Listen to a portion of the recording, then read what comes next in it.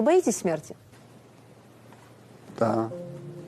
Я вот иногда, когда на самолете лечу, и турбулентность начинается, я понимаю, что я боюсь, видимо, не готов я еще к смерти. Хотя никогда, наверное, человек не скажет, вот, все, я готов, я сейчас, вот сейчас.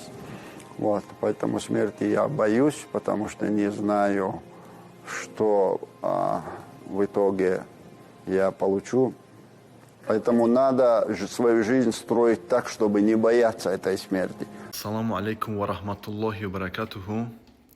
Инна лиллахи ва инна иляйхи раджиун. От Аллаха мы и к Нему мы вернемся. Воистину, всякая душа вкусит смерть.